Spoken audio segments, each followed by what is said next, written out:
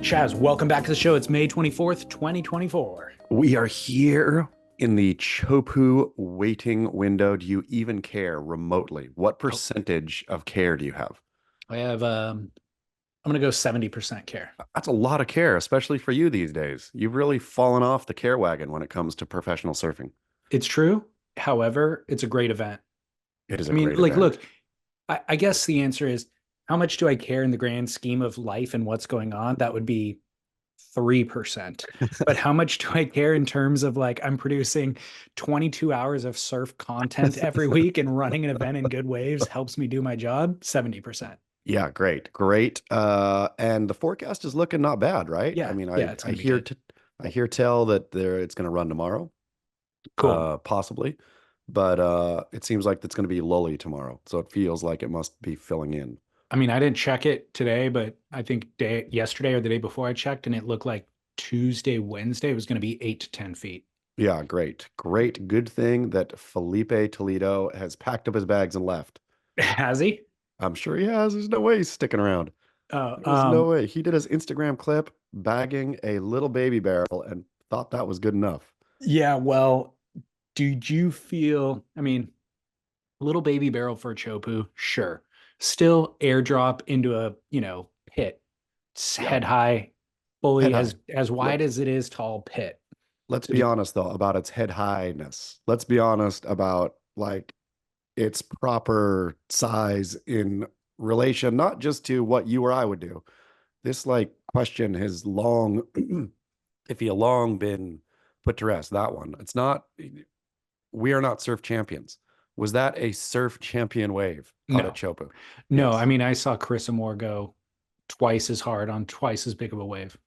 Yeah, exactly. I mean, and Chris Amore is no Chopu slayer. Like Right. Chris Amore is putting in the work. She recognizes that, I mean, has gone on the record to say that wave terrifies her, right? It's Yeah. a scary place.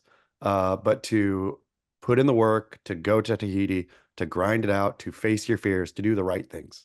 Can we say that that's what Felipe Toledo was doing there?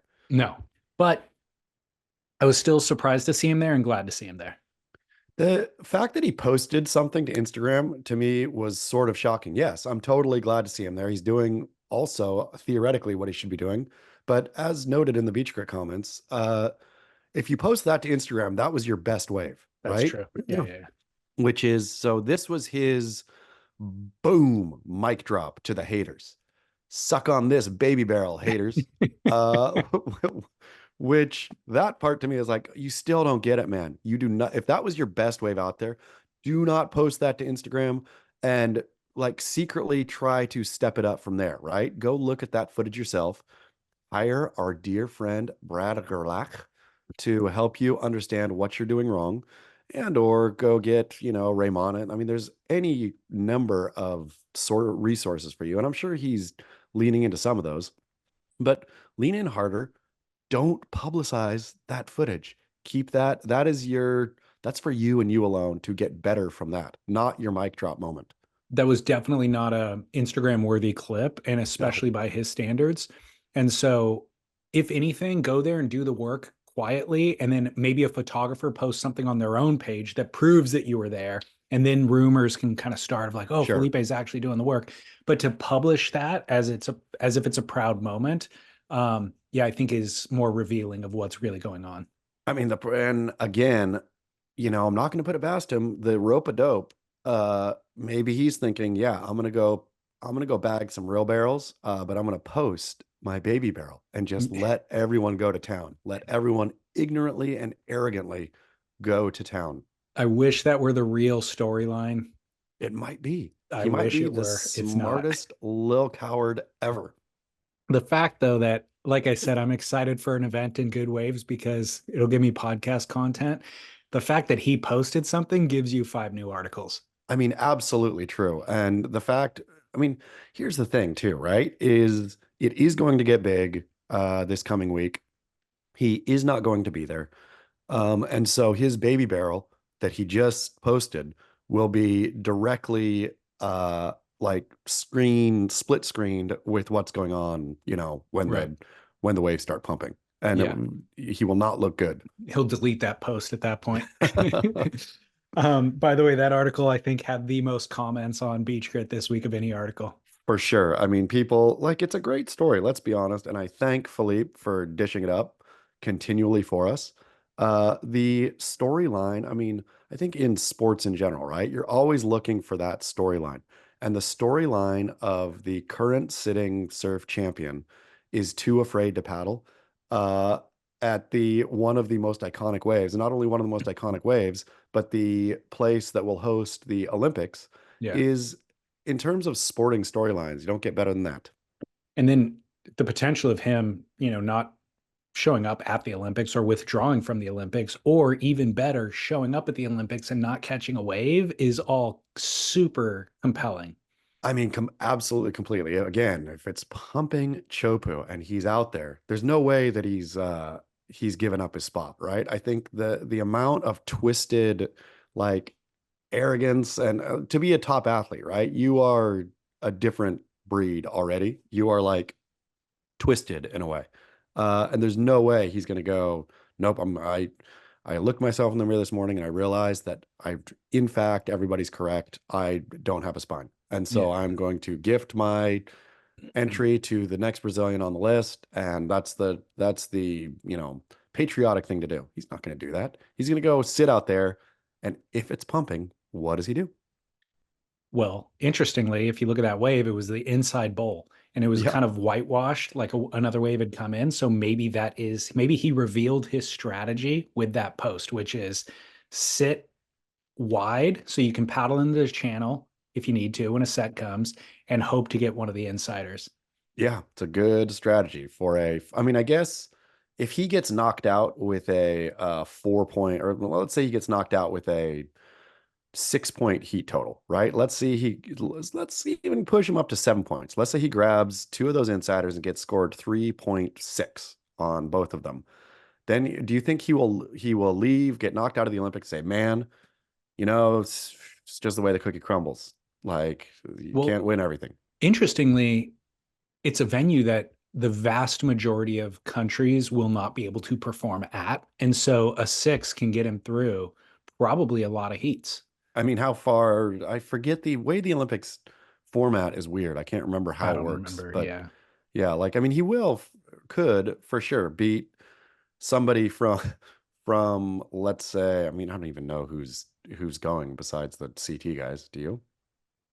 I mean, in theory, all the countries are represented, right? I don't think so. I think you actually have to you have to hit some bar to get in, Well, I which mean, is Israel is competing for sure. They I have don't I don't think they got a surfer. They won't have a surfer that goes to the Olympics though. They they have a theoretically can. female surfer for Oh, sure. that she's qualified? I forget her name. Yeah. Um, I think there is some pre-qualification thing that will happen at Chopu right before the Olympics, and I think that will cull the field down okay. to like few. Well, as it relates to the CT event that is going to be starting in the next couple of days, did you have a survival pick? I sure did. It's go time. I'm still in the OG league, and now is the time we get serious. So I picked one Gabriel Medina. Great. He's my pick to win the event. Yep. Yeah, but I did not have access to him in the losers league, so I picked Yago Dora. That's Yago set me off. Yago began my campaign this year. I picked Yago for Pipeline, and Yeah. look where I am now, still Yeah. in the OG. But Yago's a great pick. Yeah. I agree. Both those guys. I mean, Gabriel's the better pick. Gabriel can do everything that Yago can do better, but Yago's still super capable. And at a venue like that, um, I think he has more tools than most and for whatever the conditions provide. So if it were to be small, he can, absolutely win heats. And if it's giant, he's got the balls, he'll go. So I'm happy with Yago. With Gabriel, I feel Gabriel is just ready to ramp up his actual season starting Hmm. now. I feel he's been off his game, very uncharacteristically off his game. We've seen flashes of like vintage Medina, Yeah. but I feel he's going to put it all together in Chopu and possibly march to a Final Five appearance at lower trestles. Yeah. I wouldn't be surprised. He often actually turns on in the back half of the season. That's kind of been historic for him. So that's the way that he's operated when he's won his titles. So yeah, I wouldn't be surprised if he won this event. He's my pick to win it, but more will be revealed as the week develops. Couple of things, couple of follow-ups from last show. Unless it looked like you were going to say more about Tahiti. No. Okay. I mean, I was going to say one more thing about survival. Oh, At this point, how much are you looking forward to the next event? I mean, not forward as in anticipating it, but forward as in, okay, I got to pick my surfer now to set up for my next event because we are getting low in yeah. the kind of the top surfers, right? Well, we got a couple of sketchy or events that are tougher to pick. Brazil and El Salvador. Yep. And so I saved specifically for those events Griffin Colapinto and Kanoa Igarashi, who I know are just workhorses that will make heats anywhere in the world, and they happen to surf, good in that style of wave. So I got those Yeah. guys. I've got Griffin and Italo for Brazil. So I Yeah. feel that there's no way Italo's not gonna get through in Brazil. Mm, Griffin, I might fall under the curse, but got him in the back pocket. yeah. Okay. Good. Well, by the way, it feels good to be doing a morning show where we're not rushed into our evenings. The last couple of weeks have been Oof. frantic to get to the No, recording. we have leisure time on the back end of this one. It's nice. Yep. Just imbibing my AG drinkag1.com/surf on air, which is always nice because that kicks in. Instead of just sucking down cocktails, getting Exactly. sloppy as it goes. Yeah, I noticed that last week. Did it get sloppy? No, I'm not. I can tell. No, it didn't get sloppy, but I could tell the energy is Yeah, I could yeah, boozy. if it's an evening show. Yeah. Okay, well, follow up from last week, we were talking about Barrel or Nah approaching a pro in the wild was one of the Yes. submissions. Email came in and said Tank Abbott, Scales, and Chaz, which, by the way, I appreciate our core listeners who reference something that I had completely forgotten. Yep. Brilliant. Tank Abbott, Scales, and Chaz, longtime listener, first time communicator, piggybacking off of the most recent episode in which Chaz mentioned that, quote, huge stars just want to be left alone when you see them in public, end quote.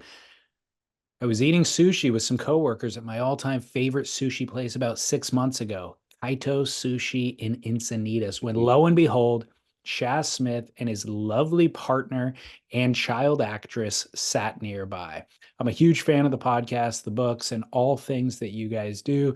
So it took every ounce of discipline in my body not to cruise by the Smith Cersei Lannister table and strike up a conversation about the absolute criminality of Toyota not manufacturing the Hilux for United States usage. However, I've learned over the course of my lifetime to never interrupt people when they are enjoying a meal with their family, regardless of how casual the atmosphere is. Chaz, you were the pro in the wild, so barrel or nah that I gave you and your family space. No barrel. If you're the caveat is only big star, not tiny little minnow. Any tiny little minnow, like I love it. I love to chat it up. There's 8 of you out there who enjoy the work. So come and let's all get a sake together. Well, does it matter though that you were with your family? Because he specifically mentioned don't bother people when they're enjoying meal with their I, family. I mean, I totally like, very much appreciate the gesture. That's wonderful. But I also like to gloat in front of my wife how famous that I am. So, yep, I like to say, see, who's more famous now? You had the professional snowboarding career, but look at the long arc on surf journalism. And vlogging now too, more Yeah, visibility. Now people know what you look like. exactly. Well, that was from Ryan in Oceanside, who signed off with Trabajo and also a PS.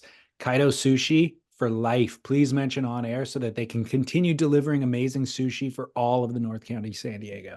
1000%. And I have been remiss all these years to have not mentioned Kaito Sushi. Kaito Sushi is like Japanese. It's the only one, shoot, that I've eaten at. I mean, definitely in the whole San Diego region, but probably further north, where proper Japanese sushi chefs all like I mean, yeah, quality. Go to Kaito Sushi. There's a place in Costa Mesa called Ango Thai that was is remarkable. Like they changed locations. They were in this small spot for 30 years, and it was just like literally three times better than any other sushi place around. And we used to live nearby it. And so that was our spot. And then we moved away. So it became kind of a special occasion. Like, okay, once every few months, we'll drive the 30 minutes and go. But Lauren got sick last time we went. And Oh, we ate the exact same things. Like just there was two pieces of everything. We split it, you know? And she got sick. So we've not been back since. And in fact, she wouldn't eat sushi for 8 months or something afterwards. It disgusted her because it was like a food poisoning type sickness. that's a bad one. I know. And so I've been really bummed that I can't go back to Ango Thai because of her bad experience. Well, come on down to Kaito. Come I on guess south. now we have to drive an hour and a half instead It's a of 30 little bit minutes. longer drive. But man, I'm still perplexed though. Like I'm not convinced she got sick from the sushi. Yeah. Like it could have been something else, you know? Here's the thing. How scientifically accurate is it? Your feeling of this food made me sick and that food making you sick. Like, is that like 100% No, accurate, or no. is there like a lot of fudge in there? Could she have drank a smoothie before and Yes. then had the sushi, and then it's the smoothie that made her sick, but the sushi was somehow what got attached? It was date night. So we went afterwards because we had a babysitter. So afterwards, we went to the wine bar nearby, had a glass of wine, could have happened there. Went to a place afterwards, had a dessert, could have happened there. And I specifically remember one time in Portugal, in the city of Porto, where they make port, Yep. I sat down and got a glass before going to dinner. And I lifted the glass to my mouth and I smelled funk in the glass, like dishwasher, like dirty dishwasher kind of Yep. funk, or like a dirty rag specifically. My nose is very astute just from wine, the wine world. So like I can identify certain smells, and literally like as I lifted it to my nose, I could smell something in the glass that was like, ooh, this glass is musty, had a dirty dish rag on it. I was like, whatever. I'm in Portugal. I'm not going to like send it back or try to No. communicate with. I was Yeah. just going to take a sip. Took a sip. Literally within 15 minutes, it kicked in. I was like Just sick. walking to dinner, literally going to crap my pants and Oh. vomit simultaneously. And so I never made it to dinner. I flagged a cab, went back to the hotel, barely made it to my room. And then it was the rest of the night, like out of both ends, disaster. And then as soon as Oh. it's over though. You know what I mean? You would have thought that the alcohol would have killed the funk, It's not that much right? alcohol in a glass of wine. Like I maybe if it guess was, that's vodka. yeah, straight something like that Mm, would have killed the tough. bacteria. But yeah, so my point is though, Lauren could have got sick from a glass or a spoon or something else at one of the other venues. Sushi took the blame. I've been screwed ever since. Man, that's a tough one. That's a tough one for sushi. It really is. Bummer for us. By the way, Pros in the Wild has taken off on Reddit. After we published last week's episode about whether or not to approach a pro in the wild, a Reddit thread popped up with that exact question. Somebody posted and they were like, hey, John, I saw John Florence at the airport. I think it was Honolulu. And he was right behind me checking in with his board bags. Like it was so, should I have approached him? Should I have not approached him? And now there's 170 comments and other stories of people encountering pros in the wild. Pros in the wild, it's one of those things that just needed wings, and now it's flying. I love it. It needed a venue and now it's flying. So our venue, I think, I don't know, like it could be coincidental that it showed up on Reddit. I don't ever go on Reddit, but a couple of people actually sent this to me, and there's some great stories. Um, I'll just read two of them for you real quickly. One of them said, during the days of riding giants, I cooked at a small cafe on Maui. I regularly cooked Laird Hamilton breakfast, a double lox Benedict with avocado. It was probably close to 4 pounds of food. After an awkward introduction by the cafe owner, I randomly came across Laird in the Seattle SeaTac airport. I could almost see the sense of dread on his face when we locked eyes. I acted like I had no idea who he was and I just kept walking. I imagine that was a great relief to him. Everybody loves their piece. Oh, that's a solid story right there. I like Yeah. it. I like recognizing the terror or the dread in a notable person's eyes, and then also being then the bigger celebrity than them, of just like blowing them off. That's like a boss move. I don't know if I told you this one, but at the boardroom show is kind of the only place where I will ever be recognized. And it's gotten to the point, year one, it was like 10 people noticed, came by and said, "Hey, I like the podcast," or whatever. Year two, there was 20. Now it's at the point where it's like you just know everybody. Yeah. But somewhere in that evolution, I got to the point where I was like, uh, oh, this person made eye contact with me, and they must know me, sort of a Yeah. thing. And so it was like 10 people had already approached me that day. So person 11, I see they make eye contact with me and I kind of give them like a knowing, like, "Hey, what's up?" And they walk a little bit closer and they go, "Hey, do you know where the bathroom is?" I was like, oh man, ego deflated. Served. You got served. That's so good. When that, like, I'll get that sometimes, that somebody will be hollering Chad or something. I'll like, "Oh, hey." And then they'll look at me like, "Oh, yeah." Exactly.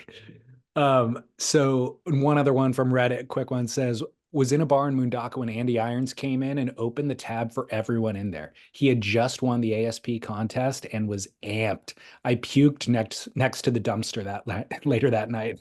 Epic. That is a great pro in the wild. I was just thinking, speaking of, about Mundaka the other day. Mundaka is sorely missed on tour. I mean, I know that it was the ficklest thing ever, but when Mundaka went, there was no better venue on earth. I was with the church there, Yeah. that rifling left, like the every bit of Mundaka was awesome. I got to go to Mundaka for the Really? event. Did I you think the surf one, it? no, because it was total crap, but it was the one Andy was for sure there. It might have been the one he won. Can't remember who won. No, I'll have to look back in the archives. But yeah, to see an ASP event at Mundaka was phenomenal. Mundaka, when Mundaka's on, it's literally one of the most entertaining waves in the world to watch because it's also looks very difficult to surf. Yeah. You know what I mean? Like kind of in the way that, I mean, not like Cloud Break, but or it's not the same as Cloud Break, but in that the difference between people who really have it wired versus your average Joe is light years different, Yeah. Yeah. like the pacing of the wave and stuff like that. Like, and I just remember a couple years ago, Eretz Aramburu, who's, probably a local out there, just putting on a tube riding clinic where he got multiple 10-second barrels on multiple waves and or on a wave, but multiple different waves, doing it over and over and over again, where he would just fully get like relaxed, slow down into the tube, and then the tube starts running off, and you'd see him just start weaving backside Oh yeah. pig dog style, and then like it starts to let up and slow, and then he'd hit the brakes while he's still pig dogging and sink back into the barrel, and then it starts going again, and he starts going, and you're just like, what? That's insane. Did something happen to it? Did they like build like a reef, or I mean a protective barrier or something outside that wrecked it? It's something If they like, did, I don't remember that news story. okay, I'm gonna have to dig back in. Little Yeah. Mundaka nostalgia. But I mean, you're right. I guess we haven't seen it light up social media in a number of years. No, I think if I recall, no historian, but yeah, if I recall, something happened to, like, they dug the channel out or they Hmm. did something and it wrecked the wave. Bummer. Okay. Yeah. Well, in other news, Noah Dean accepts an invite to compete at the Shark Island Challenge in a bodyboard competition. So epic. For some reason, David Lee Scales, and I don't know if it's what we talk about on here or what, but my feed is more and more, my Instagram feed has more and more bodyboarding content. Hmm. Uh, Drop knee, particularly. I think we talked about drop knee, and I will profess how much I like drop knee, or that it's weird and all that. But anyway, so I get a lot of bodyboarding these days, and I'll just be watching it thinking, huh, like, and appreciating it, I'll say, more and more and more. Like the art of bodyboarding, uh, it's not as dignified as surfing, let's just be honest. Like laying on your belly versus standing on your feet is never going to be as stately, let's say. But True. but in its way, it is like so fun to watch. This verges on kook and Curren territory here. Yes, Like being able to bodyboard. so Uh, good. yeah, like him accepting this, it's like this is savant level talent. Like if he can bodyboard, I mean, he obviously surfs at an insanely high level, full current status surfer. But then if he can bodyboard at a level that is worthy of competing at this event, at this wave, that's remarkable.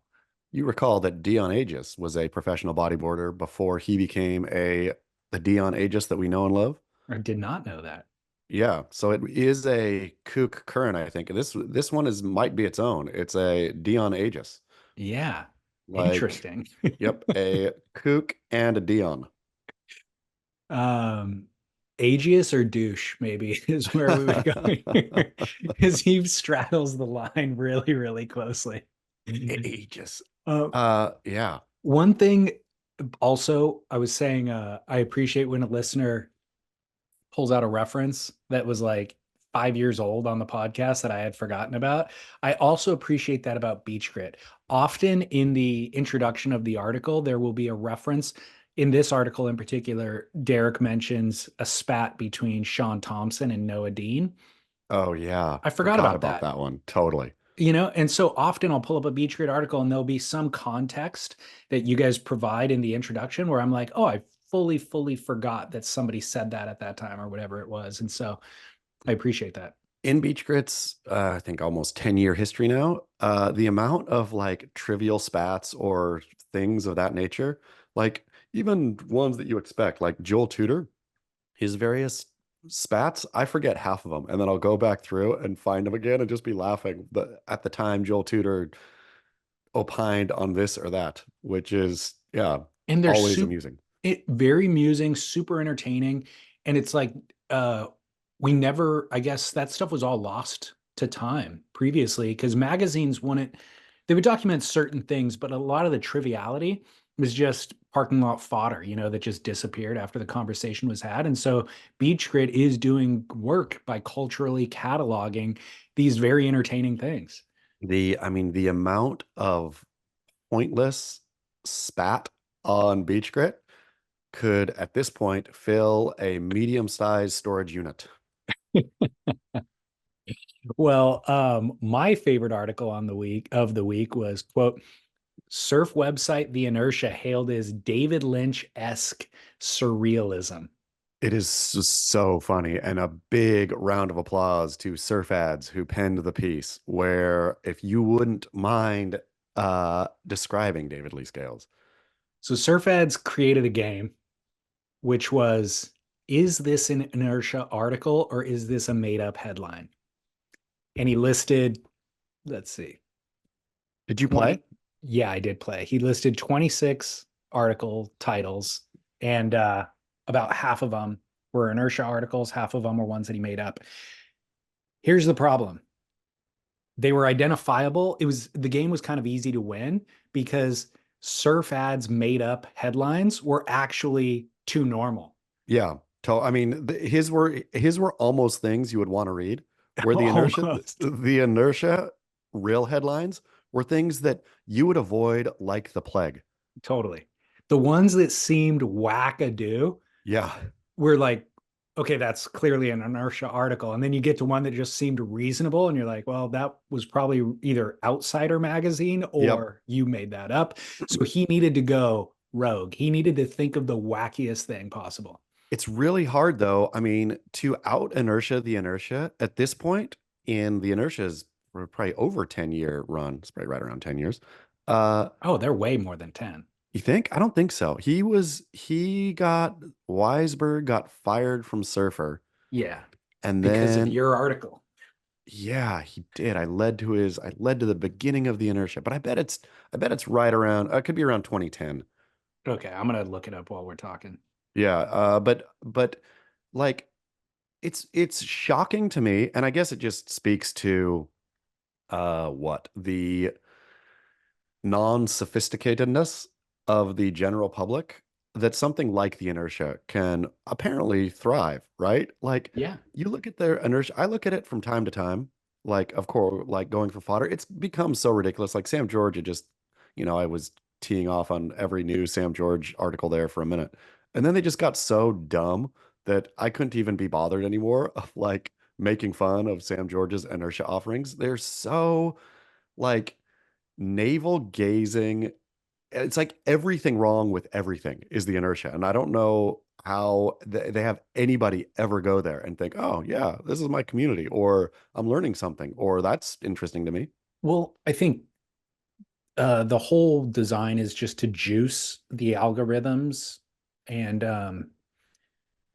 and place the advertising in a way that, just generates money, like get people to click from here to here and all that kind of stuff. So I think that's really what they were trying to do from the get-go. It wasn't about content or quality of content. But I was mistaken because I thought that it actually was serving the Val. I thought that Yeah. there was an actual demographic that they were going for. But when I look back at this article that Surf Ads wrote and read the headlines, I realize, oh, these are just clickbait articles. Like Yeah. that I the mean, headline is specifically to juice the algorithm and get people to click. but get who to click? I mean, which surfer of any, I It's mean, and I would it's love, almost it's almost AI. It's not even that there is a specific demographic that you're going through to. It's like use these words together and the internet will somehow get people to go there. yeah, or the internet will click on it itself. Like Exactly. that it won't even be a person. It'll be a bot somewhere will click on this, but same diff. So some of the examples of the headlines were Dear van lifers, please stop pooping in my car park. So again, I don't think there's a demographic, but people will click on that. You know what I Yeah. mean? There isn't a specific type of person like a Val or whatever would click on that, but you use the term van life. That's trending. Yep. Pooping will It's attract funny. that. Yeah, it's funny. And then in my car park, that's Yeah. my, oh, okay, now there's traffic. Octopus takes diver by the hand and leads her to an underwater mystery. Was that a real inertia headline? That's a real one. I would have, These I would have, I would have missed that one. these dolphins absolutely love squirrels. Yeah, it just is. It's like it's AI-ish now. It is. And but before AI, like they Yeah. kind of figured out that. So back in the wine business days, there was some report that came out that stated a wine is more likely to sell, 30% more likely to sell if it has an animal on the label. And so that right there, you have two animals in the title of the Yeah. article. People are going to Yes. click on that. Oh man, I'm gonna take this. Beach Grit is now going to include lots of animals. um, uh, let me see. Cassia Mador teaches you how to wax your surfboard. I mean, I guess the like sexual innuendo and stuff there. If you were, Oh, yeah. I would imagine if you knew nothing and you were just like porn scrolling, that you might think, "Ooh, yeah, what's this?" Yeah. Yeah. It's weird. Robotic dolphins and flying water cars are insane. Robotic. Robotic dolphins and flying water cars are insane. I Yeah, mean, it's. what is that article? What could it possibly be about? But would you want to click and find out? I'm almost inclined to like now look up that specific article. Yeah, good job, Because what is Yanush. a robotic dolphin and flying water cars? It'd be one of those things though, like to me, that's the essence of clickbait, It is. where there is no, you would not be satisfied, right? You would click on it and you would be angry that you wasted 5 seconds in the first two lines. Like Yeah. you would have like a visceral, oh, why did I do that? Yeah. Here's one of Surf Ads contributions. Your dreads may look cool, but they're really likely contributing to climate change. That's pretty clever that he came up with that on his own. That's really good. That Real is kind good. of something that the inertia might talk about.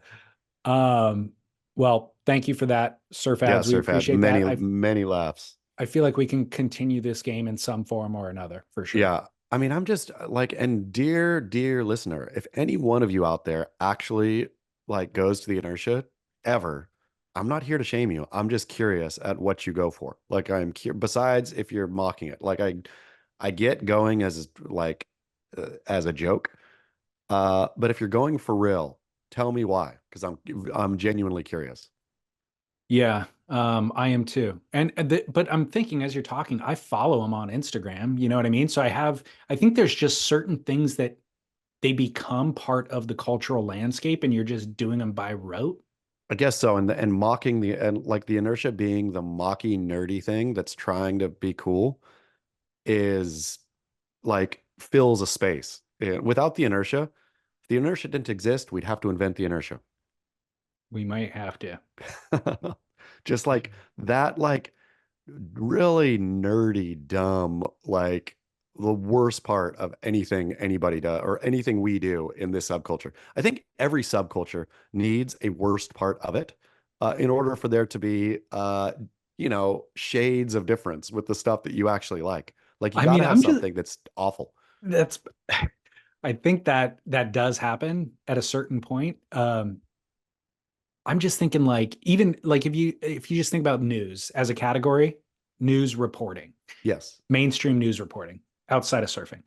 Um, there's just like nightly news, right? That like I don't watch it. Do you watch nightly news? No. Like from any big, that's just what the inertia is. It has to exist. There has to be somebody just kind of like but there are a ton of people who watch nightly news. There's the vast majority, I don't know if they still do actually through I mean, broadcast television, but like I the think vast majority of Americans consume, that's how they get their news.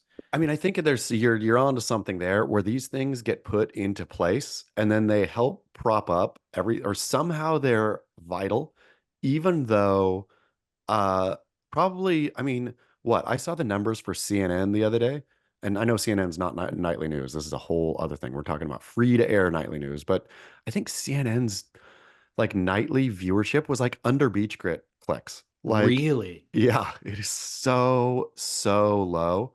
Where I'd have to think that nightly news is somewhere down there. But When I say nightly news, just for clarification, I mean every news channel that the free to air, broadcasts. yeah, the San Yeah, Diego, it's 5 news at night or whatever. but every channel has their own version of it. Every channel, and it's Every on single channel.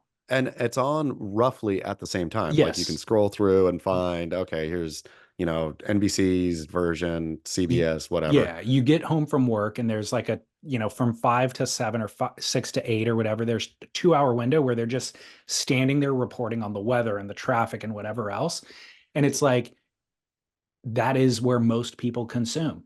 I'm And gonna dig in. it's where most advertisers spend their money too, crazily. I'm going to dig in this week on my own the San Diego nightly news, and come back next week with some answers here Okay. about what I learned or was it valuable in any way, shape, or form. But that's kind of what the comparison for the inertia is they're serving that's the role that they're serving or the role that they're playing, where it's just nobody here has an opinion.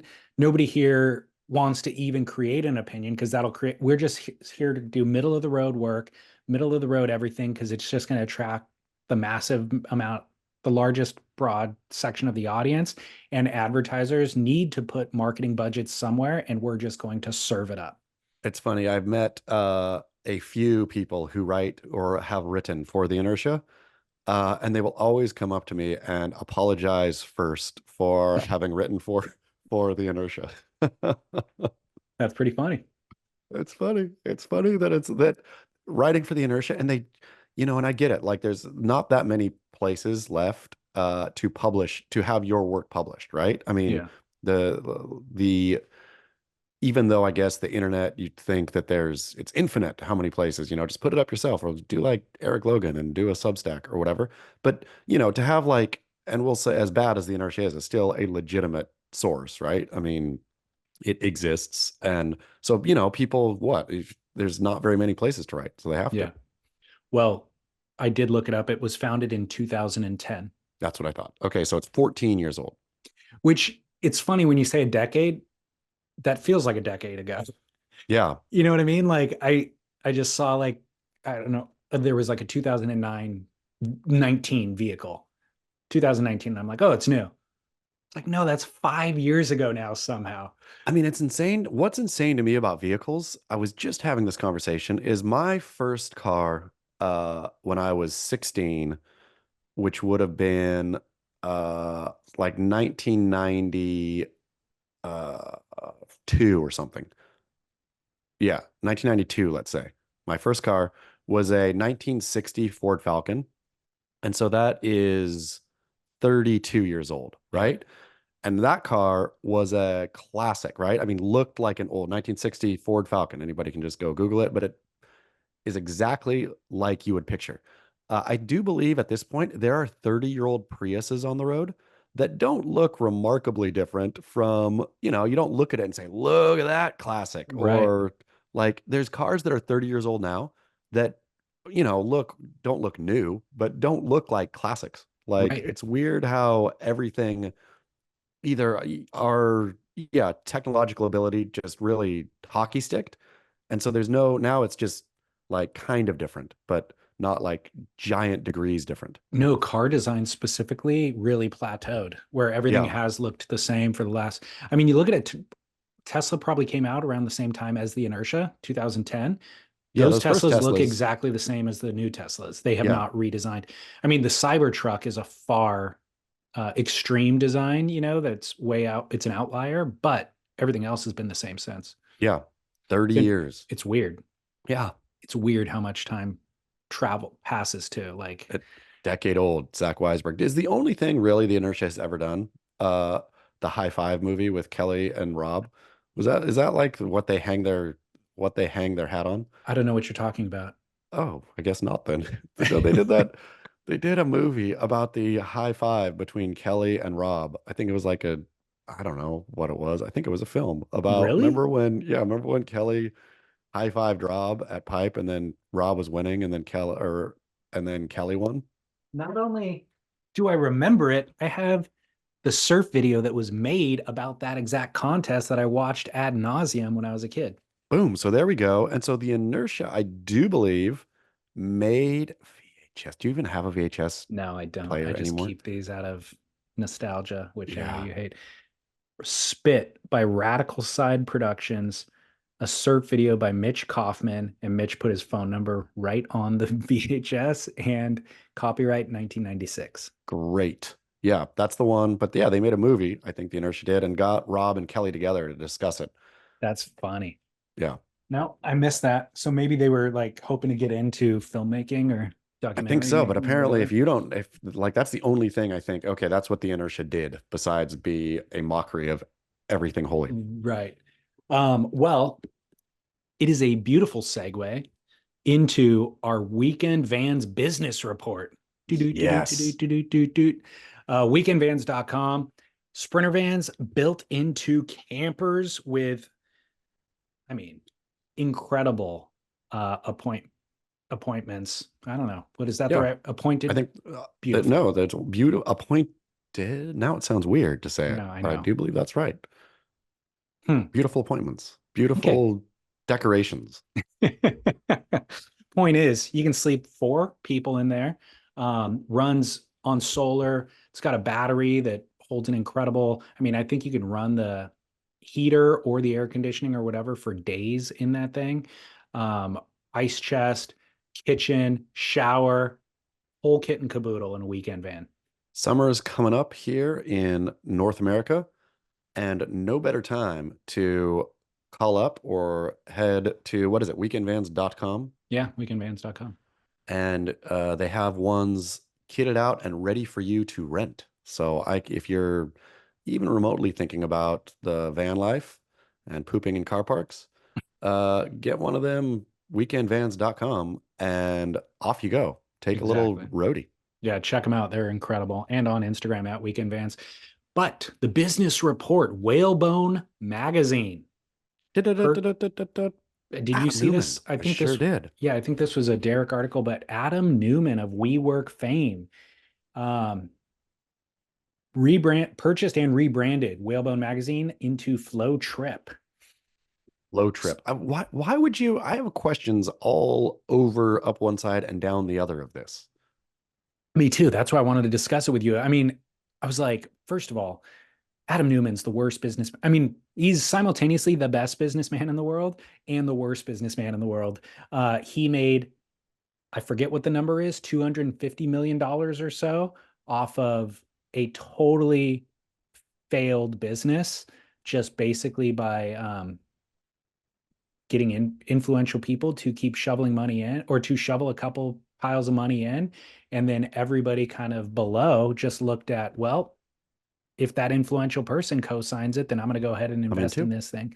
And so Adam was able to and negotiate the real success for Adam in this business was negotiating his own compensation, basically. And so he walked away with a huge paydays along the way, and then walked away with a golden parachute at the end, even though he never created a profitable business model or anything even close to it. Yep. So that's Adam Newman's backstory. And purchasing of Whalebone magazine is an interesting business move. Whalebone, I'm a huge fan of. They've done incredible work. New York-based print publication that's about surf culture, essentially, not just surfing. And I've loved everything that they do. I just print in 2024 seems to be a very difficult way to make money. I mean, and so ostensibly, why Adam Newman bought this? Because Flow Trip, is that what his new business name is? Flow Yeah, something? I think there's like a holding company, like an LLC that he set up called Flow. And then Yeah. so there'll be a bunch of different Flow products, but Flow Trip is the name of the magazine. And so the flow thing, isn't it like we work for experiences or something? There's some kind of like, it's some bigger, like, or not a WeWork, sorry, like Airbnb. uh, yeah, Airbnb for experiences or something. There's some bigger thing, like, uh, business thing. And so it's not, the magazine is not going to be, I think that's to showcase, Okay. whatever these experiences you could do. Like that's for that. But if you're gonna buy Whalebone and rebrand it to do this thing, and I would imagine change the entire editorial focus of the magazine, Right. why wouldn't you just start your own? Like, That exactly. is why wouldn't you just start Flow Trip? You can, buy whatever, or throw a ton of money at Instagram, throw a ton of money at Facebook. You can jack up your subscribers, all that kind of stuff. I mean, all of that you can just buy, right? And Bro. so, I would imagine that's what they're buying with Whalebone is an existing kind of platform. But again, if you're not going to keep it Whalebone, like, so he's not wanting to make money from the magazine. This magazine is now a catalog for Flow, whatever Flow is. It- well, the saddest part about that is don't ruin Whalebone. Yeah, just ruin some or make something up that's ruined already because you made it up. Exactly. Or come I ruin mean, Beach Crit, please. More than welcome, Adam Newman. Whalebone is a valuable cultural contributor. You know what I mean? Like, don't sully it by making it something different. I wonder, I mean, I have no insight into the backstory here, but you'd have to think that one of the founders or publisher or whatever of Whalebone and Newman were buddies or know each other somehow. It's not like Newman was out shopping for, you know what I need? I need a niche print magazine to get my next thing started. Yeah, Surf, with a preferably. limited circulation, that Yeah, like an can A East Coast circulation and in in some a boutique coffee shops. in a potentially dying medium. Yeah. So, I mean, that's the whole thing is odd. So it seems like a buddy move. But I don't, people, yeah, I just don't get it. I don't get it. And I don't trust Adam Newman. I think he's had I mean, I suppose you could say with Adam Newman that he did come up with WeWork. He came up with a concept that hadn't existed before and that looked like it was gangbusters for a minute. I mean, I still see WeWork. So it's still like what is it? What is that model called? Shared working space or Yeah, that's basically it. whatever it is. I mean, that's still an ongoing thing, right? There is a couple of them in small Encinitas alone of Well, shared because workspaces. because I forget the Chinese investor dude. Can you think of his name? Oh, Who's no, but behind the yes, investment? yes. Um, the investment fund. Anyways, he needs to get his money back. So So, he's like keeping them going. I mean, they're going to, rather than walking away from this insane investment that they made, they're going to try to find a profitable business model. So I think they completely um, revamped, or like they probably got rid of their most expensive properties or what was costing them the most, and they're reworking on a different scale. Or we working on a different scale. Exactly. We should try to get WeWork on as a sponsor and just do our podcast out of a WeWork. How easy would that be? You could be in a WeWork up there. I could be in a WeWork down here. It could just We've got one in our house already. We don't need WeWork. That's the problem. I mean, COVID was the problem for WeWork, I think. Um, well, interesting, weird, bizarre story. Sad if Whalebone does go away and change, and very questionable. Adam Newman's business motives are very questionable. I mean, Flow Trip is a rotten name. Whalebone is like a great name, I know. right? So out of the gates, I know. Flow Trip? Are you I kidding know. me? Yeah. And by the way, wasn't one of the other investments that he made was the pool in Austin, Texas, wasn't it? Yes, it sure was. He I did think he throw used money into that. WeWork money to throw at that thing. Exactly. Uh, Okay. oh, Well, in other business report news presented by Weekend Vans, we have How Surfers Get Paid Queens of Ascension on Stab Magazine. who was included in? Who were the Queens of Ascension? So you're still not watching? That was my main question with this Heck, story. no, no, nope. Yeah, Okay. I'd like at this point, it feels to me, and tell me I'm wrong, but that how surfers get paid has jumped the proverbial shark. That, okay, cool. Like, I mean, I guess there's insight into people. What are you getting out of it? Well, here's what's funny is I've had people comment about you in the past. They're like, if Chaz isn't going to watch the surf video or read the article, then don't let him comment on it. And yet your comments are often perfectly salient. You are right. They don't even discuss how surfers get paid in this No, yeah, like I this mean, episode and the last episode, or the last a little bit more, but really this is not about how surfers get paid this episode. which is fine. But so then what is it about? Like, if you're gonna draw me in, is it like uh nuanced looks at the surf business? Is it the industry side of surfing? I mean, what are you continuing to get out of these? Um, the what this one is, a couple of different questions there. What this one is the Queens of Ascension is like they set up the whole thing with females were just undervalued basically for the vast majority of professional competitive surfing up until the last 5 years. But there was a lot of road foundations being built by female surfers who never got compensated properly or even acknowledged properly. And the Ascension Queens now, the Moana Jones Wong, Sierra Kerr, Caitlin Simmers, Aaron Brooks, Molly Picklum, who are Standing on the now shoulders of giants. exactly. So they're able to ascend now because all of that groundwork was laid for decades and decades and decades. And so I guess it does have to do with getting paid in that sense because those surfers are now getting paid, but they don't go into, contracts or numbers or anything like that. And I suppose that I appreciate the paying homage to those who came, the Lisa Andersons and those who did pave the way, right? That's all Yeah. great and good, but that seems like a nice ESPN 30 for 30 thing, which is, I guess, what maybe they're turning house servers get paid into, just like the little back, more background story in case you cared. Yeah, and I think it's all very interesting. It's all worthwhile telling the stories, and I like hearing them, and I like going back and seeing um, the way that contests have been run. To answer your question about like what am I getting out of this, what I walked away from this with a better understanding of is professional competitive surfing has never been. It's always been mismanaged. Yeah, Full stop. for Like it's sure. easy to point the finger now at the WSL and be like, man, you guys are blowing it in these ways. But the reality is, it was never. You look back from the very beginning through the 90s, all of it, even Dream Tour days, it was being mismanaged as a business. I mean, let's be honest though. Talk about round peg in square hole Mm-hmm. is professional surfing. It was never It's a true. thing. It's like not a sport. Yeah. And no matter, I love watching professional surfing. You love watching professional surfing and professional competitive surfing, right? Like it's something we discuss. I mean, maybe we don't love watching it anymore.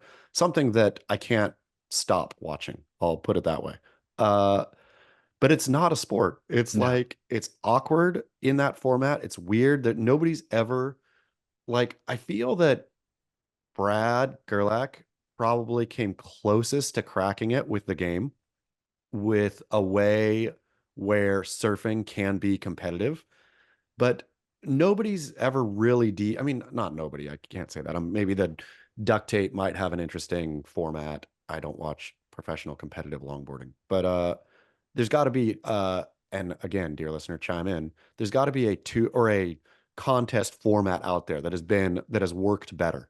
What works worst is bracket surfing the way it is with judges, right? Yeah. That's when it's just okay, this is utter absurd nonsense. Well, I think that there's a natural instinct to try to identify who the best surfer in a lineup is. So if you watch a set roll through anywhere in the world and you see four people take off on different waves, going different directions, your just instinct is to be like, wow, that Judge person did it the best. Yeah. And completely.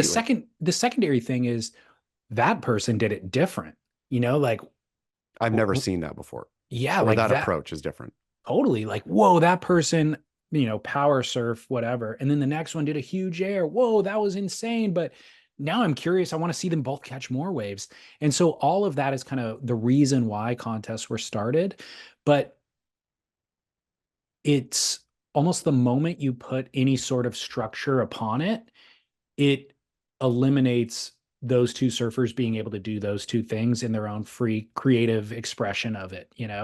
And so it is really becomes a fool's errand, but we're still compelled by it. If they're going to take some of the best surfers in the world And and put them put in the them in the best best waves. waves in the world, Sure. we are still compelled to watch it Sure. I mean, I like despite its I'll shortcomings.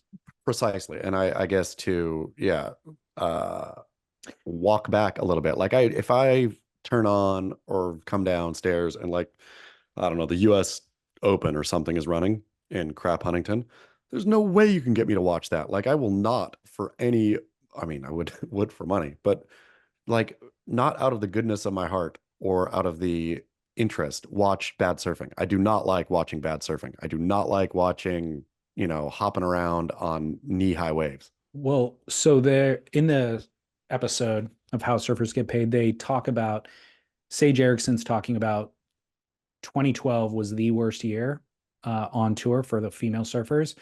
There was only 5 events. They were all in crappy beach breaks. None of them had a swell aligned with their waiting period.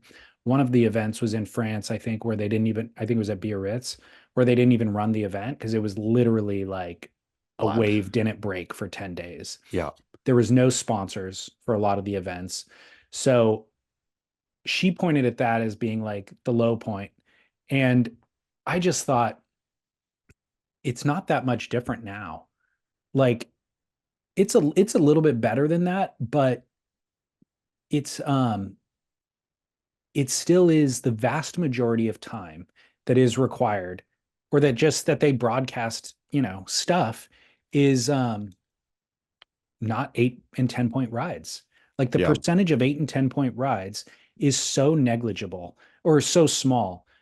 It's 2% of the total runtime of the event. You know what I mean? And so it's still being mismanaged in a way that doesn't serve the surfers, doesn't serve the audience, doesn't serve their sponsors. They're not making a profit even as a business. So it totally needs to be rethought. And the kind of end of the episode, the girls were all came, maybe it was a prompted question, but they all kind of came to the conclusion that it was not a service to them. They, they took the best years of their lives basically in terms of their competitive ability or their athletic ability.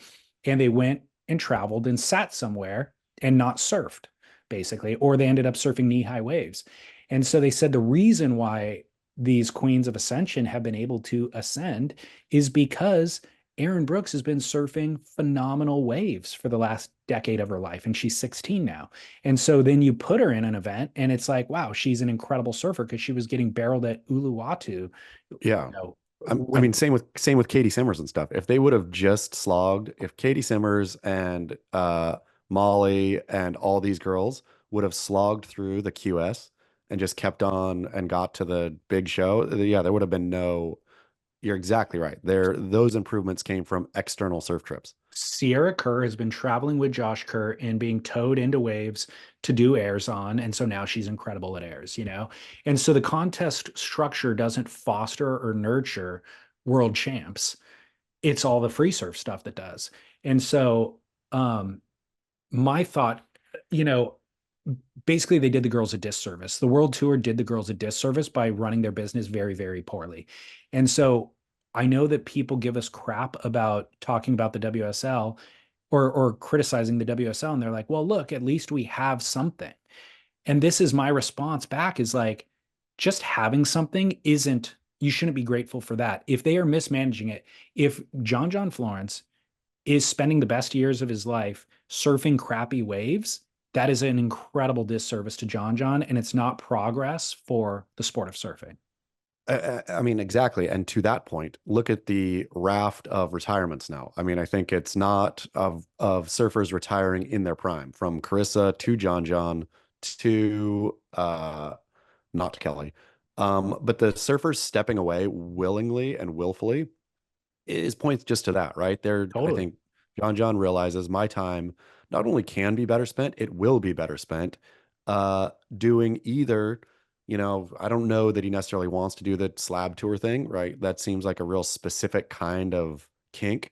And John seems more fully formed than that, right? Like I don't want to see John only packing slabs, right?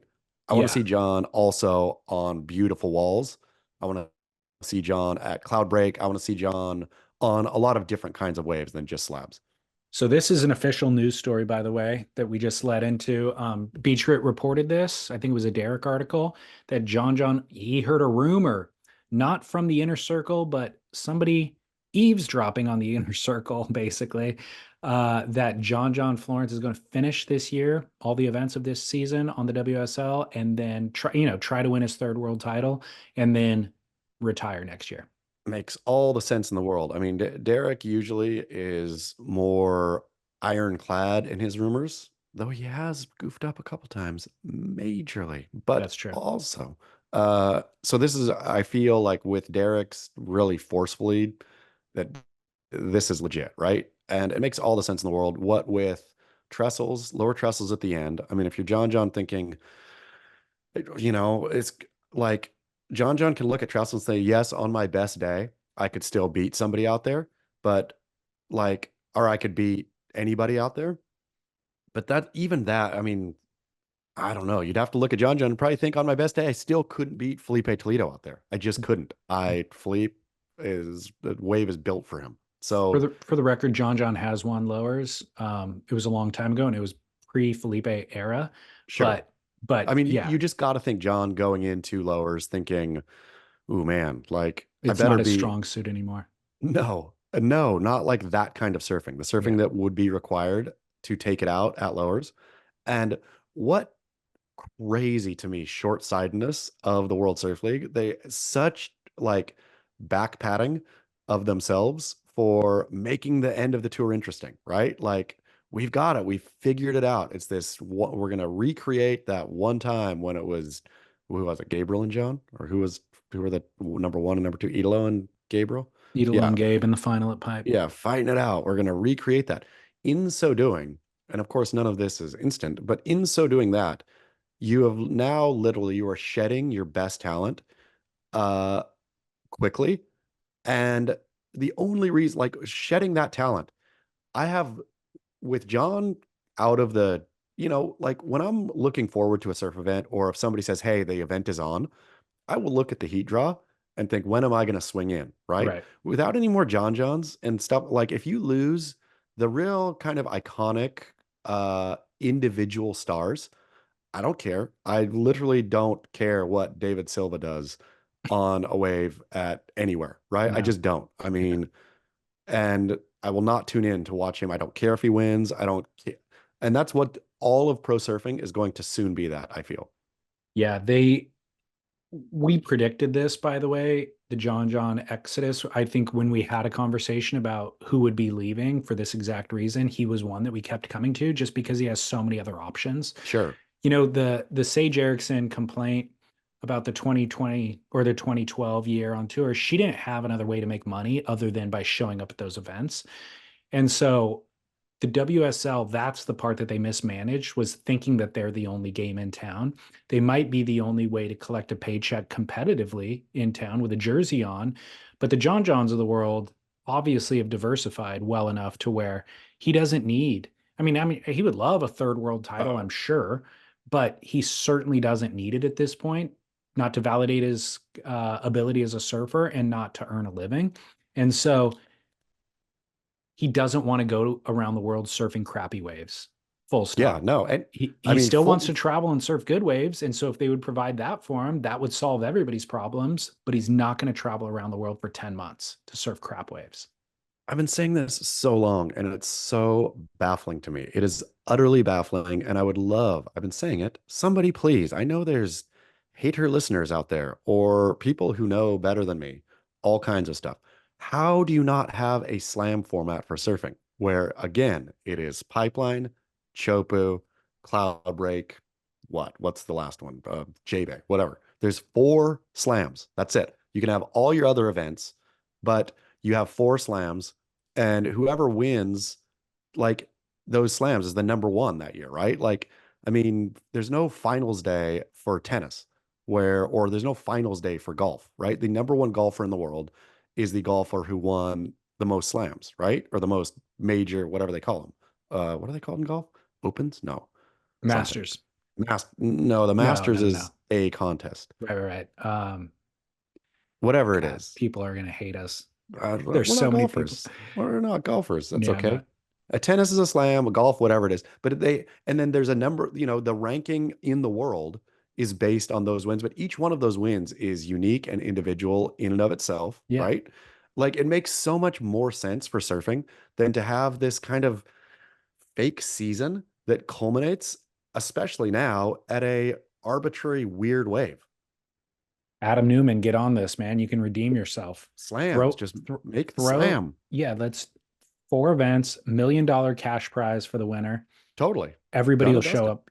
You can get John, Gabriel, Kelly, Jack Robinson, 2 others, Yeah. who what depends on the venue. Maybe it's Idolo, maybe it's Ethan Ewing.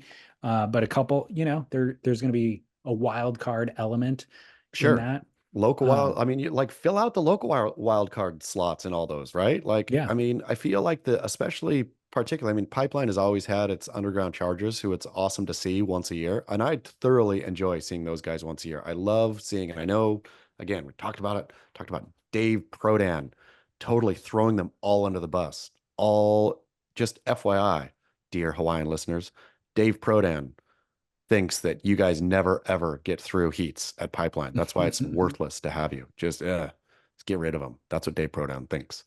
Anyway, I love watching those guys. I love watching people who have dedicated their lives to one wave, watching how they wrangle it. Even if their competitive savvy ain't there, even if they're not going to, get through, even though oh man, they blew priority or whatever, right? Like watching a great underground pipe charger, like a stinking Chapman or something, right? Like watching those guys weave a tube is a thing of beauty. I'd say I feel a real come up in the last, I'll say 5, 6 years with the Tahitians, right? Like yeah. I love watching those guys out at Chopu. That Kaiuli Vost Yes. a couple years ago, it wasn't last year, might have been the year before, where he was going switch stance and Yes. winning heats. It was And brilliant. he's goofy foot, so it was frontside for him, but instead he was going backside. It was just like such a It clinic. was and it was poetry, right? And so Yeah. I feel every wave, every great wave has its underground dude who's not on tour. He's not a competitive guy, but throw him out there at each one of these slam stops too. And then we have the most entertaining surfing like possible. And again, if you put $1 million on the Everybody will line, show, and no people will give problem. it their all. People will dig for it. And I would bet you too, like, WSL is kind of a non-compete for their athletes. They can't go compete in a Red Bull Cape Fear event or whatever. You put $1 million there, they'll ditch the tour altogether. Oh yeah. Oh They'll yeah. I they'll be mean, like, I'll go try to earn that once instead of going around the world with these guys for 10 months. completely. I mean, So I think the WSL's standing is on such shaky legs, especially when John and stuff leaves, that you'd know that Jack Robinson probably wants one title, but you'd think that he's out the door pretty quickly. yeah, it's interesting. Um, I wonder if Felipe, it makes me wonder if Felipe would actually come back to it. Like he hasn't done as good of a job of creating alternative sources of revenue. I mean, he's got sponsorships, of course, but John built a brand, that he Yeah. can it can kind of be a legacy for him and his kids and stuff. So I wonder what Felipe, I think the tour is enticing enough to entice Felipe back, and maybe his style of surfing is so perfectly in sync with their style of running events that he could actually benefit from it. Yeah, I mean, I have But no doubt that Felipe is going to come back because what else is Felipe going to do? Unless Felipe really suffered like psychological damage and just can't do it anymore. yeah, Um, like for sure, the whole thing is built for Felipe. it Like, is. Yeah, yeah. and he'll go sit out the scary waves and win titles. Yeah. Yeah. Okay. Well, exciting news, John. And also, we should note that he and his wife, Lauren, gave birth. His wife gave birth to a child, Yep. Darwin Florence. Yep. Darwin And Florence, a bold name there with young Darwin. I know, I thought so too. A real call. Like it's a real, yeah, it's a definitely a thing. Well, so I was just shocked that anybody's that big of a fan of Charles Darwin. Well, I mean, part of me made me wonder if I feel that John did he not like sail to the Galapagos or something? Um, I don't know exactly where he sailed. I feel there was some sailing-ish Galapagos thing where I wonder if he was really like reading the works of Charles Darwin and then like there in the place where Darwin really sunk into him in a way that's, because I think for a lot of people, Darwin is just shorthand for evolution, right? I think that Yeah. was a small component of Charles Darwin's work and theories in general, right? Like, I mean, maybe not a small component, but that's not like I don't think that was his life. My life's work is evolution. I think he did, it was conservation, probably. It was whatever it was. Like, it was something more than that. So maybe John really became a fan of the entire body of Charles Darwin's work. I think Darwin obviously is an hugely impressive human and contributor to humanity, but I think everybody has respect for him. I just didn't know that there was like hardcore Darwin fans. Fans, you want to know the real problem that the buzzsaw that John will soon run into? No. What's the nickname for Darwin? Yeah, Darwy, Winnie, Winnie. I mean, Dar. Dar. There's like really, there's no good option. It is so the kid will have to go, and maybe John was like, I like my name so much that I'd like to go by it twice, so maybe it'll be Darwin, Maybe so. Darwin Florence. They're gonna have to really confront that. What does the kid have a middle name? Uh, this is a good barrel or nah, going by your middle name. Like those people who not that their parents call them by their middle name. All of this is we should discuss real quickly, especially as it pertains to Darwin, uh, where I know people. I'm not gonna say who they are, but they named their kid normal, boring first name, spicy middle name. Mm-hmm. They call him by his spicy middle name. Mm, Uh, but so I'm thinking, okay, you knew this going in, right? You knew that you were going to call him that. Why did you not name him? That's his first name then. If right. like just bite the bullet, be bold and put the spicy name first, middle name normal, and whatever. Like don't think you're pulling one over here. Like Robert Kelly Slater. yeah, exactly.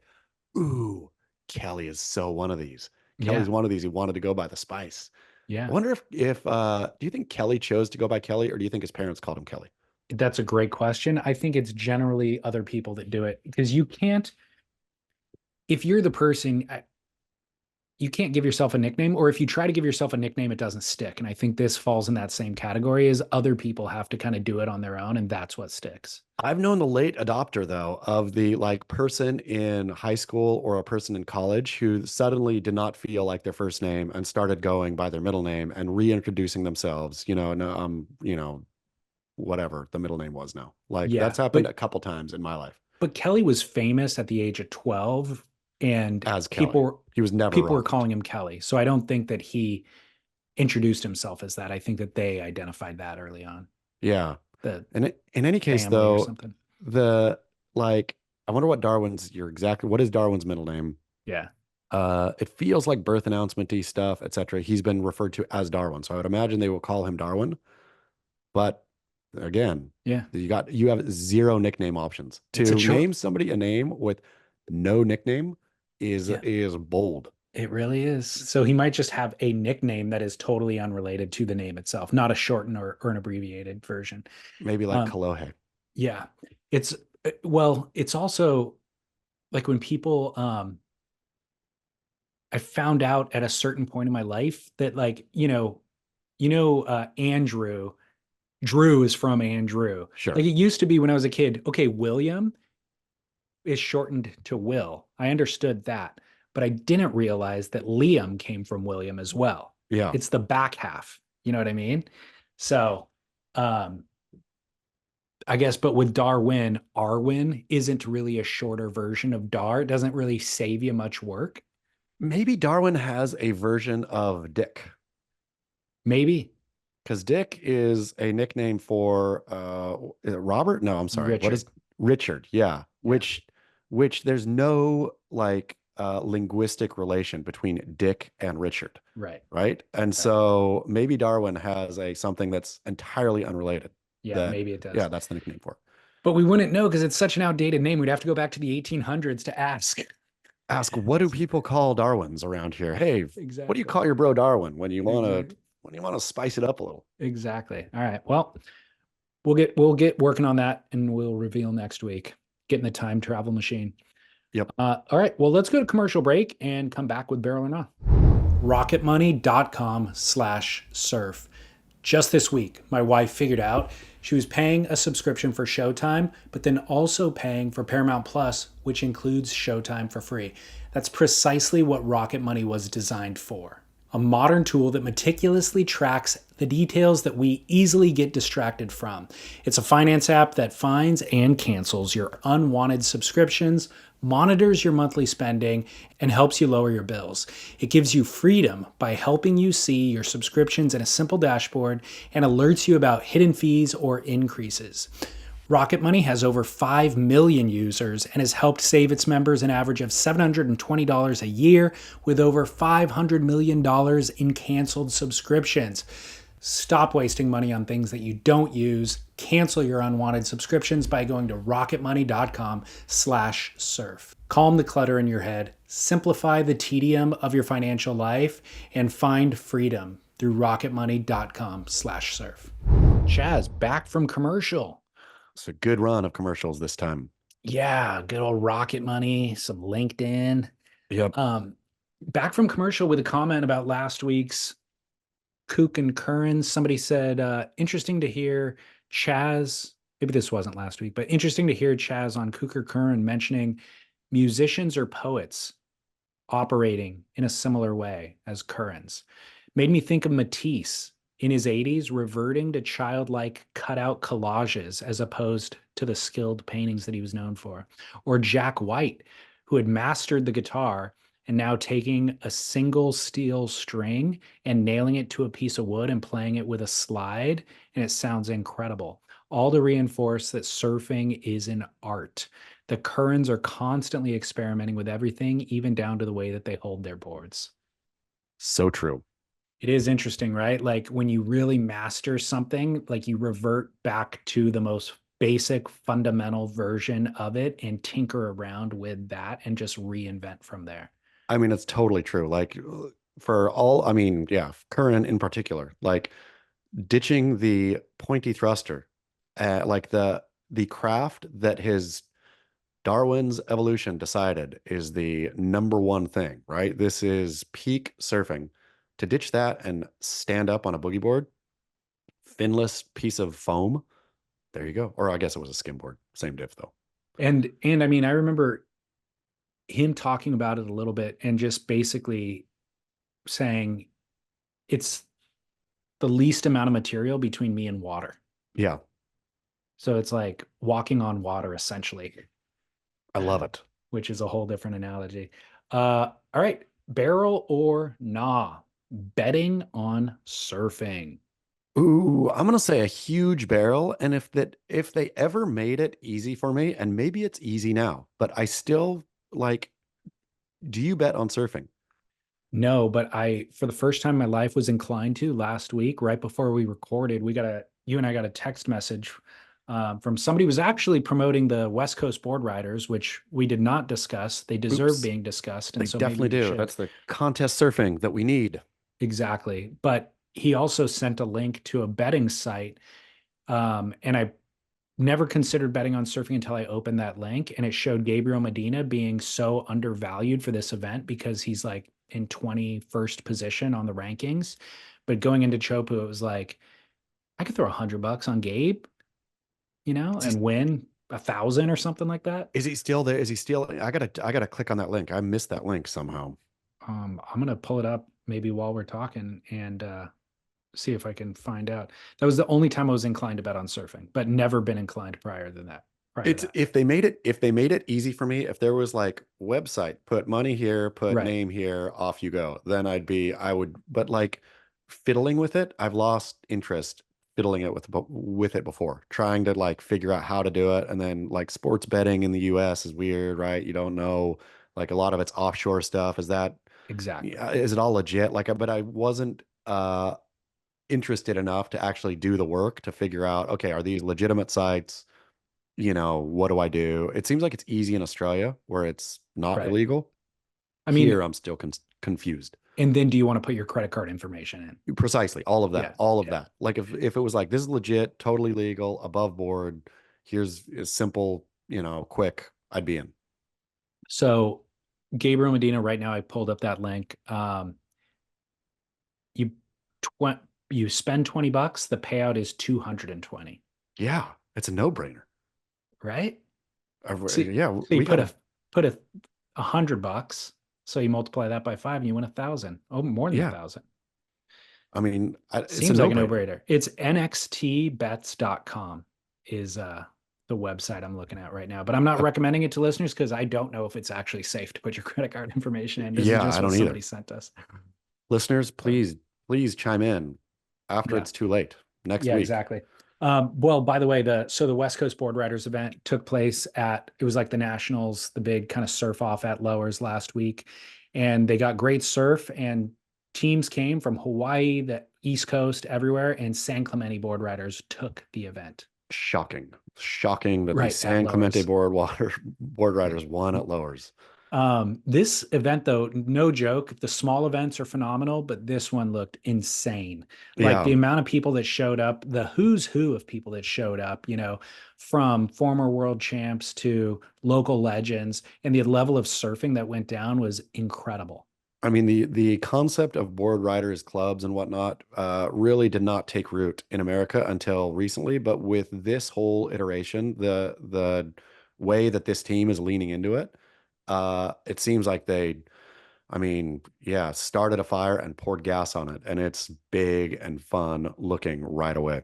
Well, and it's amazing that you have local Groms, who are surfing with their idols essentially in the same exact event. So Yep. you don't have to go through a big vetting system or anything like that. You're just, if you show up and you hang with the lokes at these events, you get access to it. It's epic. So good job on the board riders clubs. Okay, so barrel on betting on surfing then, huh? Barrel. Okay. Total barrel. Just make it easy for me. Okay, cool. You and I are going to go broke betting on surfing based on our track record with Survival League. Barrel or nah, decaf coffee. Uh, no barrel. No barrel David Lee Scales. I thought you were frozen there for a Yeah, second. no, I was really thinking it out because I am barrel on non-alcoholic beer, shockingly. Uh, or even non-alcoholic cocktails. One non-alcoholic cocktail, barrel. Decaf coffee, no barrel. And I was trying to suss out in my mind what's the difference between them.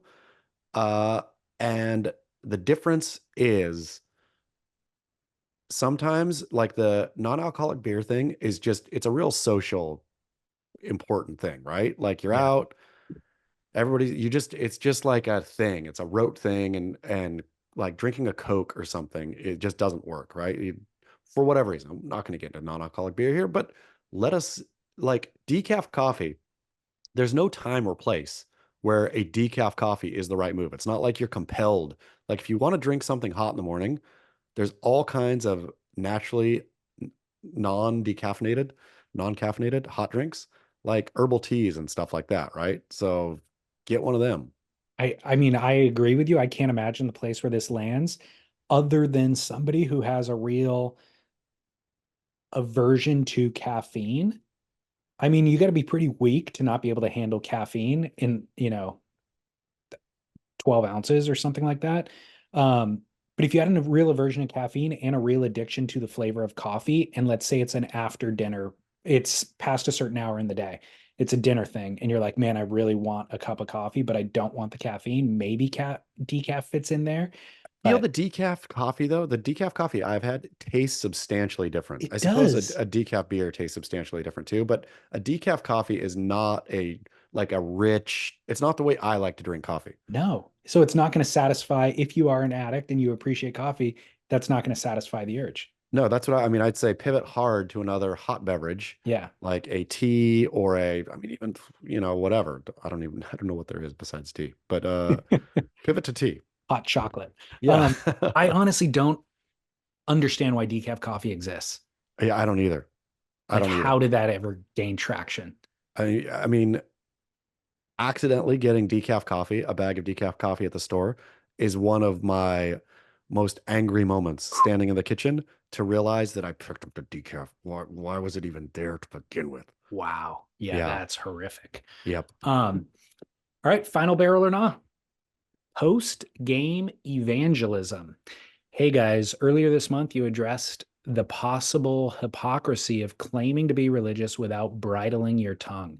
How about the other end of the spectrum when a religious athlete is being interviewed after a big win and ignores the interviewer's first question or congratulations to take the opportunity to thank God for the victory? I'm religious myself, and I'm also quite comfortable with people knowing that about me. I'm more than happy to converse about it with anyone who is interested. I'm all for a person being of faith and integrity and not being afraid of how you are perceived. And I'm all for being grateful to God for those things that you've gotten in your life. But it gets on my nerves a lot of the time when people do this. So at the same time, I'm torn because sometimes it feels like it comes from a place of humility and it seems really genuine. Uh, and that feels good to me, but it also feels preachy. Barrel or not, Sam? I'm gonna say no barrel Sam.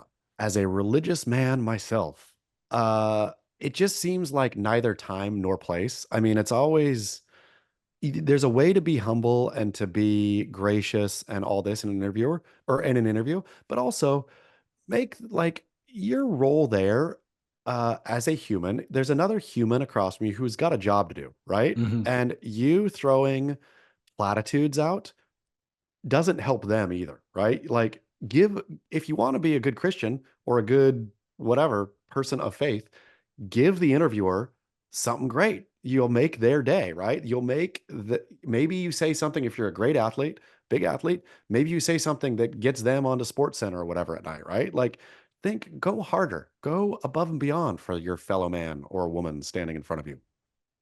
Yeah, Platitudes don't work. this also falls into the same conversation we were having last time, which is it isn't the most you know clean living people that are often making this giving out this thanks.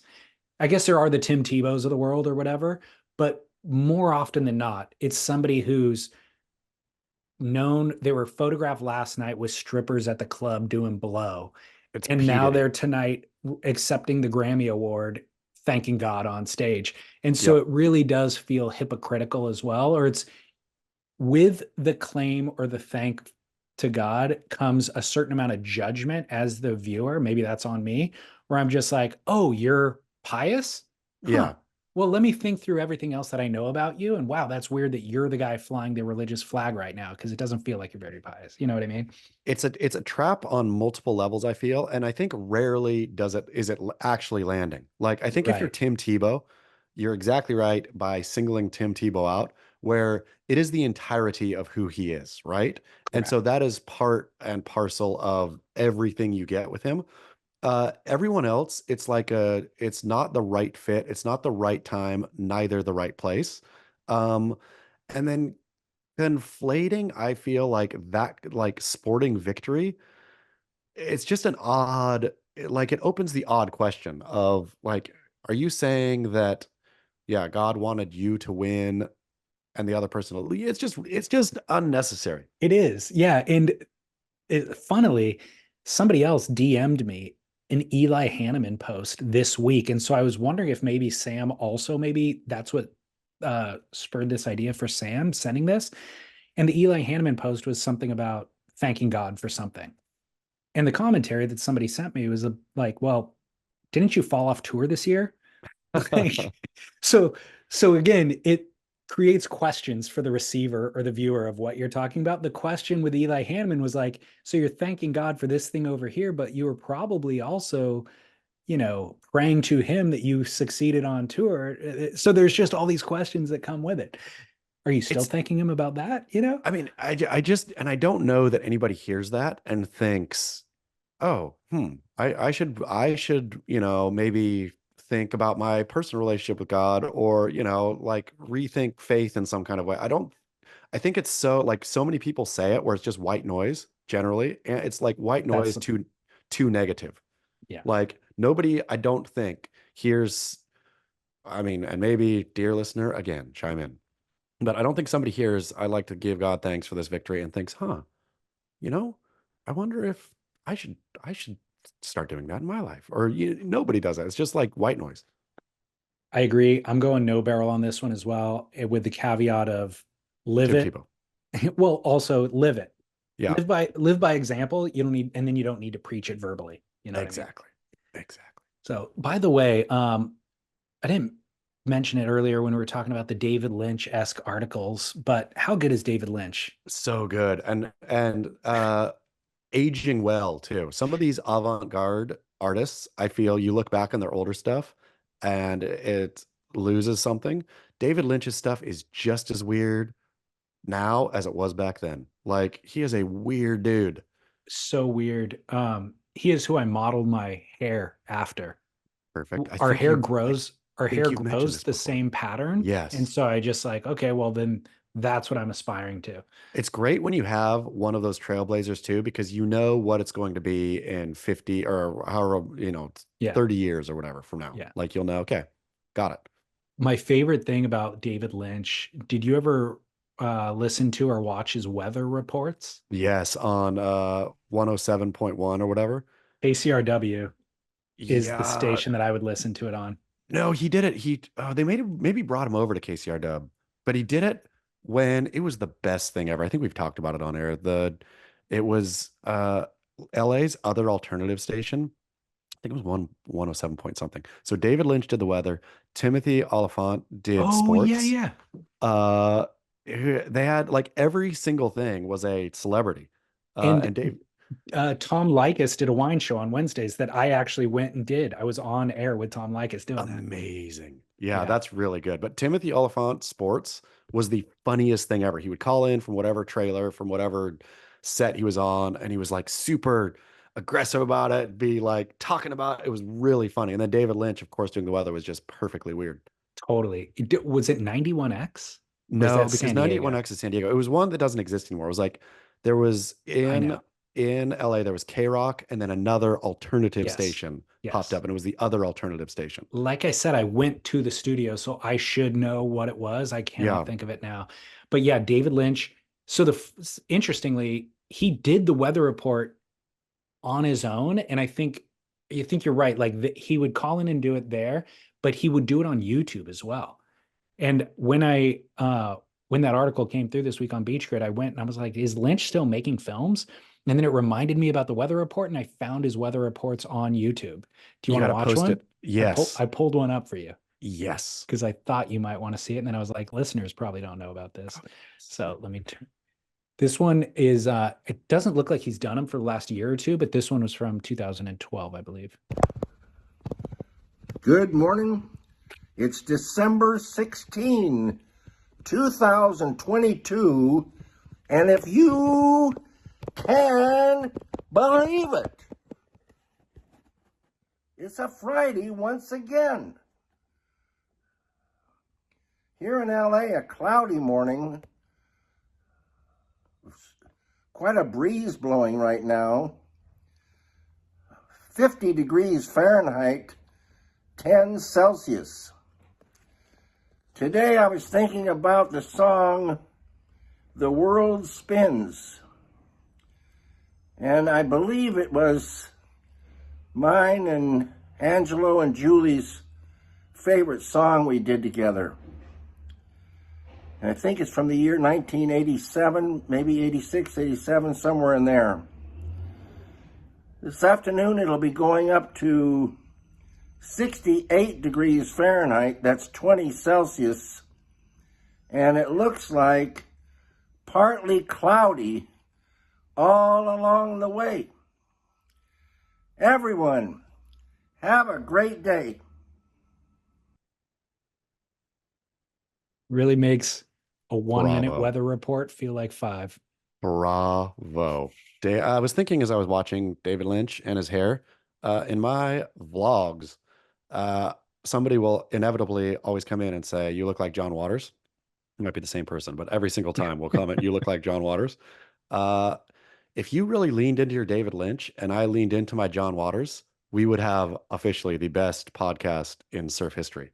Okay. If we really went into if I was John Waters and you were David Lynch-esque all around, just think the weird trails we would fall down.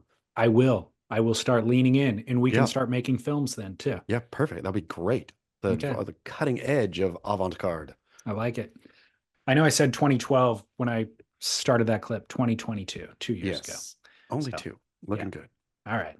Well, great show. Go to beachgrit.com to read everything else that happens in surfing every week. I have a quick request for the dear listener. I have Cocaine and Surfing and Reports from Hell are getting reissued with a different publisher. And I need cover art for both of them. And so I was wondering if any listener had any interest in dummying up a cover of a book. I don't think they'll be printed. I think it's just going to be online or digital, but still need cover art for Cocaine and Surfing and Reports from Hell. So hit me up, either chaz@beachgrit.com or DM Surf Journalist, or Guaranteed listeners will jump on that opportunity. There's and especially if they are listeners, because they get to know your personality so well that really can inform the artwork. That's what I was thinking. My agent was like, "Do you need help here?" And I said, let me with finding somebody. I said, let me ask first. Let me ask the community. Awesome. Yeah, I'm very curious to see what people come up with then. I'm excited too. All right, cool. Well, Chaz, great show. Until next week. Keep work. All right. Thank you, sir.